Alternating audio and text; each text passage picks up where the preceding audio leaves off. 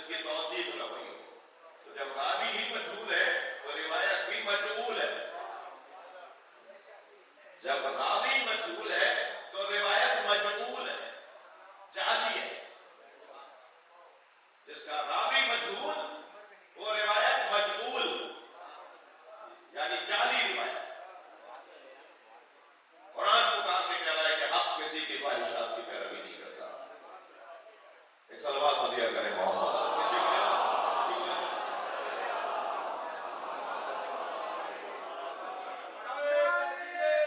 یہ چھوٹے نہیں یہ چھوٹے بچے نہیں، یہ نہیں، ان کا کوئی بڑا ساتھ آئے گا.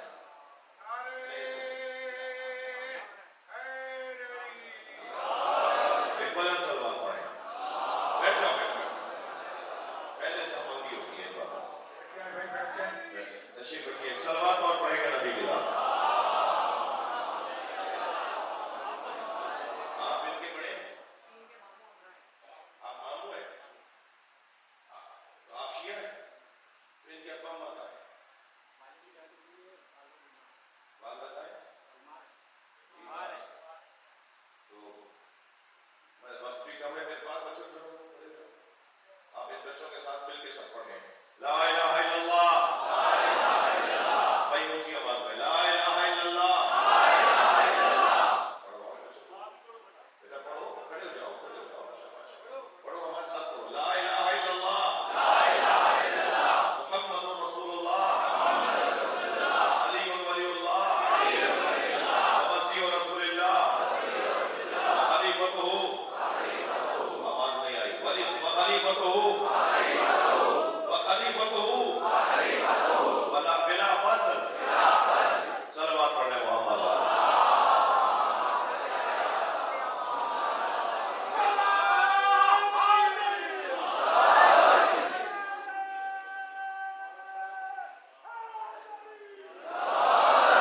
کسی امام نے کسی بھی خواہش نفسانی کے شکار حاکم کی بیعت نہیں کی.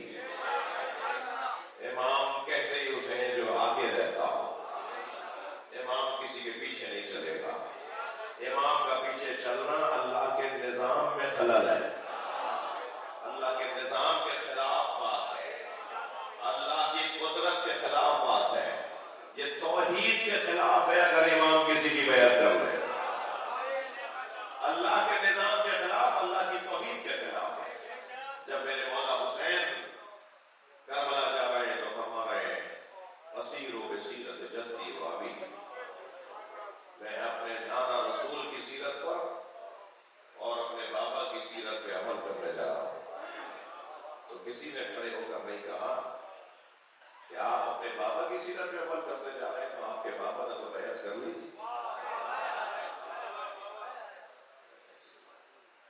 ایک ڈکیت، ایک ڈاکو، میں مثال دے رہا ہوں بھائی، اگر اسلحہ نکال کے آپ سے کہے کہ موبائل دو اور آپ موبائل دے دیں اور لوگ کہیں انہوں نے تو اپنے ہاتھ سے دیے،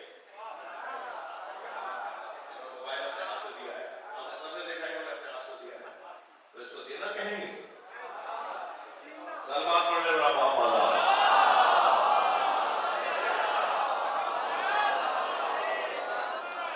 یزید کی بیعت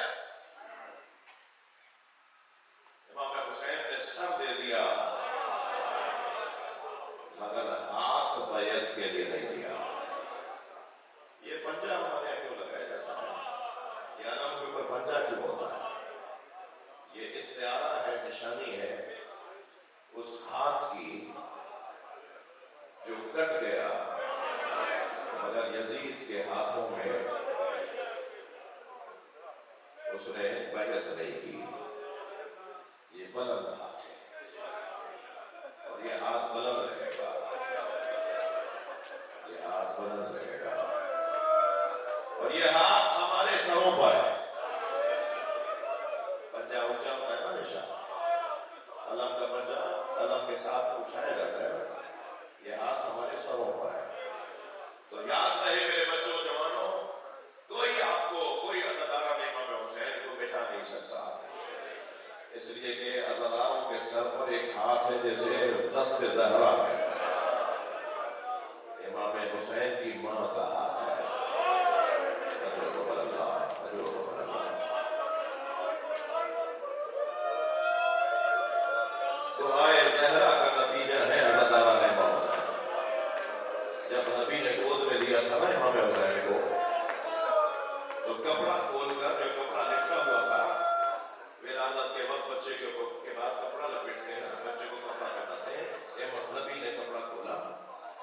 देखना शुरू किए, पैर देखना शुरू किए, अपने हाथ पर बच्चे को सीने की तरफ लटाया, कुछ देखना शुरू की, सर देखा, गर्दन देखी, रोने लगे। तो जनाब ज़हरा करीबुल विलादत थी, सामने से देख रही थी कि बाबा मेरे हुसैन को ऐसे देख देख के रो रहे हैं। करीब आ गई, बाबा मेरे बच्चे में कोई नक्स है, बाबा मेरे बच्चे में कोई नक्स है। फरमाया ज़हरा तुम्हारे बच्चे में जो कमाल है वो तो किसी बच्चे में कमाल नहीं। फरमाया बाबा फिर आप ऐसे रो क्यों रहे हैं, ऐसे क्यों रो रहे हैं? फरमाया मुझे जिब्रील ने आके बताया वो जो 1,24,000 नबियों की मेहनत बचाएगा,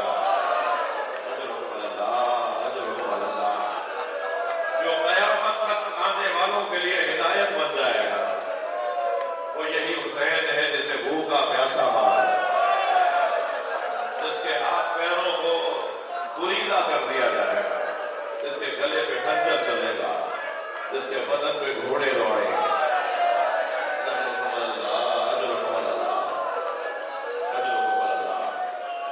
तो जनाब ज़हरा ने फरमाया बाबा फिर मेरे हुसैन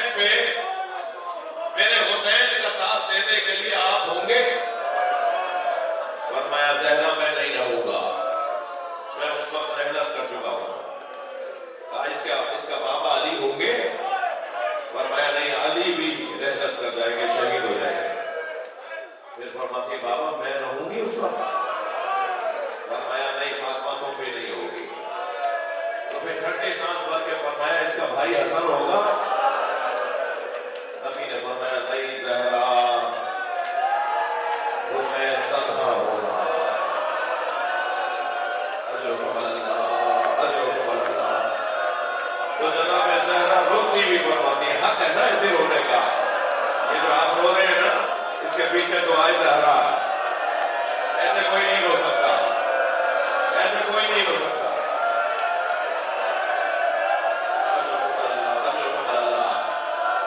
तो बीबी ने रोते हुए फरमाया बाबा फिर मेरे हुसैन पे रोएगा कौन? ये जो आपका गिरिया है ना हसरत ज़हरा, ये जनाब ज़हरा की हसरत है, हसरत। नबी ने फरमाया ऐ फातिमा, अल्लाह एक कौम को हुसैन पे रोने वाला बनाए, एक कौम होगी जो मेरे हुसैन पे रोएगी। ये हर रोने वाला, हर ना रोने वाला, हर बहुत सारे लोग शिया हैं, हर शिया रोता नहीं है। मैं एक ग्रुप की बात कर रहा हूं, कितनी बड़ी तादाद में, कितनी छोटी तादाद में शिया होगा जो 10 मुहर्रम को निकलता है, वो जो 10 मुहर्रम को निकलता है उसे आंसू नहीं आएंगे। जो सिर्फ 9 और 10 मुहर्रम को मजलिस में आता है उसे आंसू नहीं आएंगे, उसे पता ही नहीं है कि इमाम हुसैन कौन है। लिहाजा शियों में भी कुछ लोग हैं जो बुक्का है, हर होने वाला नहीं है।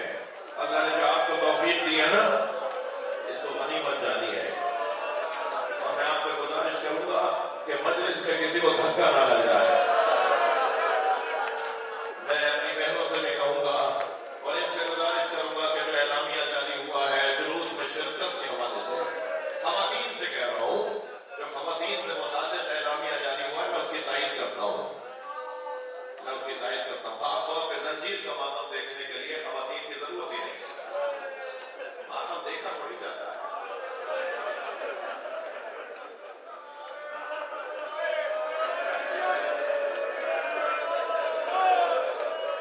मैं बीवियों से कहूंगा, खासतौर पर जब जवान लोग मातम कर रहे हो, आपका काम नहीं है वहां, इसका आपको अजर मिलेगा, आपके ना चाहने का अजर मिलेगा। आपको तो सैयदा से दुआ चाहिए ना, पहले हदफ तय करें ना, हदफ क्या है। अगर सैयदा से दुआ चाहिए तो आपके ना चाहने पे दुआ मिलेगी। और जुलूस का और ताबूत का और ज़री का और तबरुकात का जो ज़ियारत है ना, उसे ज़ियारत करके आप पीछे हटें। मर्दों में मखलूत होना ये जनाब ज़हरा पसंद नहीं कर रही है, बीवी से दुआ चाहिए ना। मैं کوئی آپ کے درمیان بھی کوئی خیال رہے، ہو سکتا ہے وہ دادی آئی بھی ہو، پوتی کو ساتھ لائی ہو، اور وہ پوتی دادی سے پوچھ رہی ہو دادی ایسے کیوں رو رہے ہیں؟ وہ دادی آواز دے کر کہے گی سکینہ یہ تمہارے بابا کو رو رہے ہیں۔ تو حسرت سے جناب سکینہ فرمائیں گی کاش یہ کربلا میں ہوتے، یوں میرا بھائی علی اکبر نہ مارا جاتا، یوں میرے بھائی قاسم پہ گھوڑے نہ دوڑتے، یوں میرے بھائی علی اصغر کے گلے پہ تیر نہ لگتا، یوں میرے بابا حسین کے گلے پہ خنجر نہ چلتا، کاش یہ کربلا میں ہوتے، یوں میرے بھائی سجاد کو تازیانہ نہ مارا جاتا۔ اجرکم اللہ، اجرکم اللہ، اجرکم اللہ۔ اللہ آپ کو کسی غم میں نہ رلائے، حوصلہ کریں، حوصلہ، مجھے جلدی نہیں ہے، حوصلہ کریں، ذرا سانس ہے، حوصلہ کریں۔ بعض دوستوں کا حال غیر ہوتے دیکھ رہا ہوں، حوصلہ۔ آج جس امام کی شہادت کا دن ہے، جب کبھی قافلہ رکتا تھا نا، جب کبھی قافلہ رکتا تھا اور 2 گھونٹ پانی جناب سکینہ کو ملتا تھا تو بیوی اس پانی کو پینے کے بجائے بھائی کی بیڑیوں میں ڈالا۔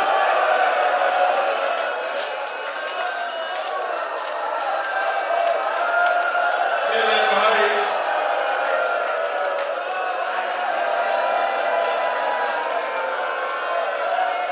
حق ہے جو جہاں کھڑا ہے اپنی آواز آزاد کرے۔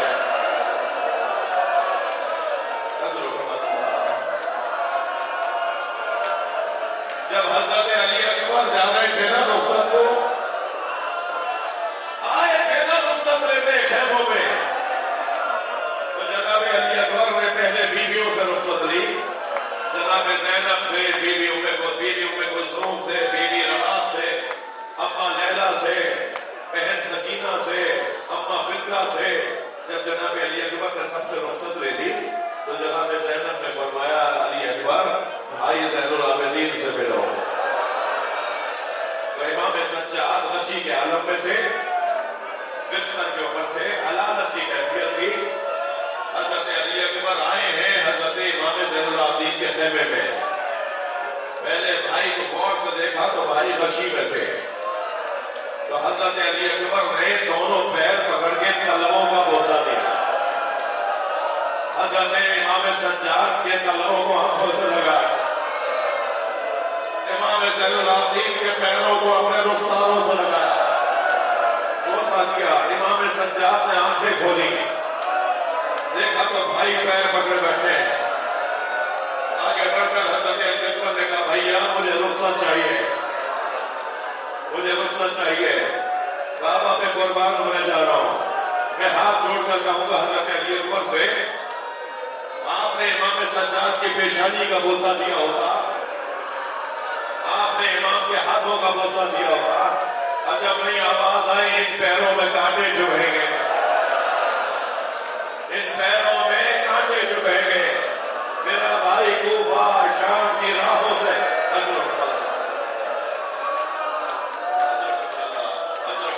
حوصلہ کریں گے۔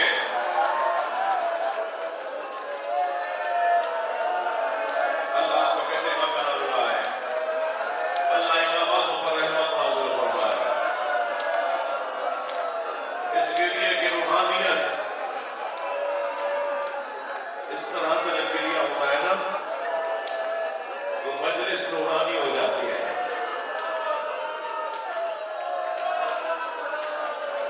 مجلس نورانی ہو جاتی ہے اور امام کا آنا یقینی ہو جاتا ہے۔ یہ ریا خلوص کی علامت،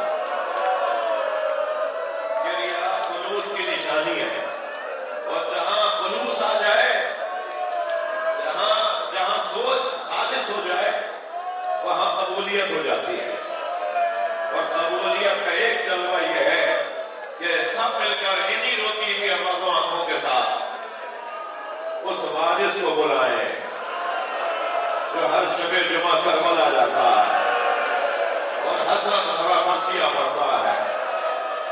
سلام ہو اس رخسار پر جس پہ مٹی لگ گئی تھی. امام زمانہ سلام کر رہے ہیں. سلام ہو ان رخساروں پر جس پہ مٹی لگ گئی تھی. سلام ہو ان رگوں پر جنہیں خنجر سے کاٹا گیا. سلام ہو ان سروں پر جنہیں نیزوں پہ اٹھایا گیا. سلام ہو ان سروں پر جن سے چادریں اتاری گئی.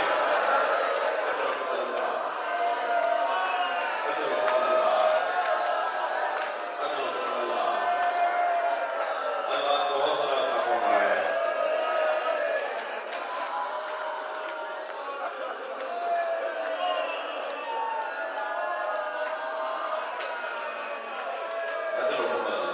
حوصلہ.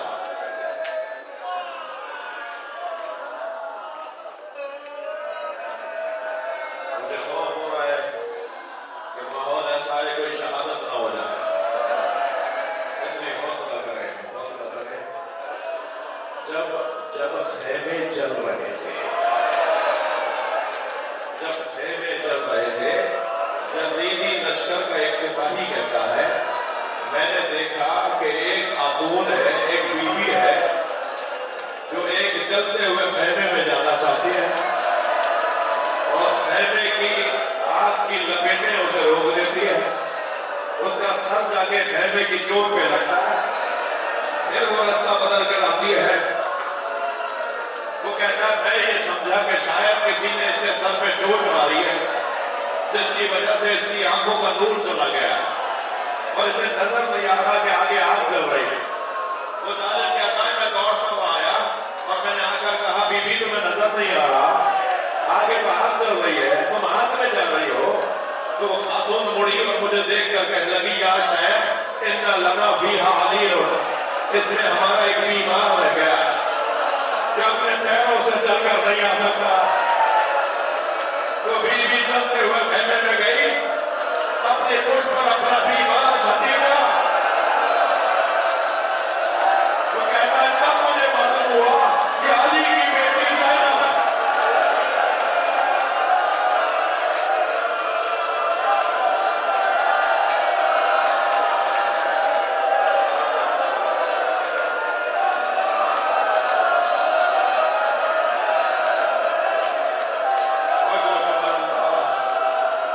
میرے آدمی تو حوصلہ کرو، حوصلہ کرو. مجھے کچھ مسائل پڑھ رہے ہیں.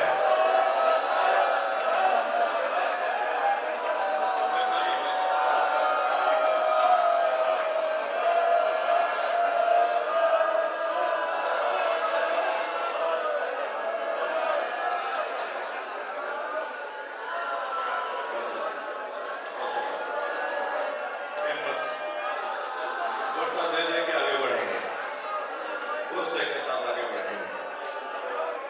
ابن ربی نامی ایک راوی ہے، اجرکم اللہ، اجرکم اللہ. ابن ربی نامی ایک راوی ہے، وہ کہتا ہے میں شام کے ایک مسافر خانے میں ٹھہرا ہوا تھا. میں سو رہا تھا کہ شادیانوں کی آواز آئی، ڈھول تاشے شہنائیاں بج رہی تھی، رقص کی آوازیں آ رہی تھی، طرب کی آوازیں آ رہی تھی. کہتا ہے میں ان آوازوں سے اٹھ گیا اور میں نے برابر والے حجرے میں مسافر خانے میں برابر والے حجرے میں ٹھہرے ہوئے ایک مسافر سے پوچھا بھائی آج مسلمانوں کی کوئی عید تو نہیں ہے؟ یہ مسلمان آج جشن کیوں منا رہا ہے؟ تو اس نے کہا کہ کربلا میں ایک باغی نے خروج کیا تھا، اسے کربلا میں مارا گیا، اس کے بچوں کو اسیر بنا کے شام لائے، جنگ کے جیتنے پر جشن منایا جا رہا. ابن ربی کہتا ہے مجھے سمجھ میں نہیں آیا وہ باغی کون تھا، کیا ہوا ہے کربلا میں. کہتا ہے میں اپنے مسافر خانے سے باہر نکلا، جب میں بازار میں آیا تو میں نے دیکھا کہ کچھ کٹے ہوئے سر ہیں جو نیزوں کی انیوں پر اٹھائے ہوئے ہیں. میں نے دیکھا کہ کچھ اسیر ہیں، ان میں زیادہ تر بیویاں ہیں، مگر ان کا جلال مجھ پر حاکم تھا. میں دیکھ رہا تھا کہ ان میں مرد کوئی ہے یا نہیں. اچانک میری نگاہ گئی کہ زنجیروں میں جکڑا ہوا پیروں میں بیڑیاں، ہاتھوں میں ہتھکڑیاں، گلے میں توق، ایک اسیر ہے جو قافلے کے آگے آگے چل رہا ہے۔ تو میں قریب گیا اور میں نے جا کر کہا کربلا میں تم نے کیا کیا تھا؟ تمہارے بڑوں نے کیا کیا تھا جو تمہیں کربلا میں مارا گیا اور تمہیں اسیر بنا کر لے آئے؟ تو اس اسیر نے گردن جھکی ہوئی تھی، سر اٹھا کے دیکھا اور مجھے دیکھ کر کہا ابن ربی تم تو بصرے کے رہنے والے ہو۔ کہتا ہے میرے ہاتھ پیر کانپنے لگے، یہ میرا نام کیسے جانا؟ کہتا ہے میرے ہاتھ پیر کانپنے لگے، یہ میرا نام بھی جانتے ہیں، میرا علاقہ بھی جانتے ہیں۔ تو میں نے کہا آپ کون ہیں؟ تو انہوں نے فوراً کہا انا علی بن الحسین، میں حسین کا بیٹا زین العابدین۔ ابن ربی کہتا ہے میں نے فوراً قدموں پہ گر کر حضرت کے ہاتھوں کا بوسہ دیا۔ مولا یہ کیا ہو گیا؟ مولا حسین مولا کہاں؟ کہ وہ جو میرے کی ابھی پہ سر قرآن پڑھ رہا ہے، وہ میرے بابا حسین کا سر، وہ علی اکبر کا سر، وہ قاسم ہے، اور وہ گھوڑے کی گردن میں میرے چچا عباس کا سر۔ اجرکم اللہ۔ ابن ربی کہتا ہے میں نے مولا سے کہا مولا حکم کریں، میں آپ میں کوئی کام آ سکتا ہوں؟ اللہ کسی قریب کو یہ دن نہ دکھائے۔ امام نے فرمایا تمہارے پاس پیسے ہیں؟ ہمارے پاس پیسے ہیں؟ کہنے لگا مولا 2000 درہم ہے۔ حضرت نے فرمایا جاؤ چادریں خرید کر لے آؤ۔ ابن ربی کہتا ہے میں نے 1000 درہم سے چادریں خریدی۔ بازار ہے نا بازار شام، کہتا ہے میں نے چادریں خریدی، امام کے پاس آیا، امام نے فرمایا جاؤ جا کر بیویوں کو دے دو۔ وہ کہتا ہے میں نے سیدانیوں کو چادریں دی، مگر ابھی چادریں دی نہیں تھی پوری طرح کہ کچھ نیزہ بردار ظالم آئے۔ اور پھر شام کے بازار میں آواز آئی واہ جابا، واہ جابا، اجرکم اللہ، اجرکم اللہ۔ اللہ تو کیسے غم میں نہ رو رہا ہے؟ ابھی تو میں نے مصاحب میں شہادت کے پڑھے نہیں ہیں۔ عزیزانو ایک جملہ ضرور کہوں گا رونے والوں کے لیے، کربلا میں حسین ایک مرتبہ مارے گئے، مگر امام سجاد ہر موڑ پر مارے گئے۔ کبھی سکینہ کی طرف اشارہ ہوا، کبھی جناب زینب کی طرف اشارہ ہوا۔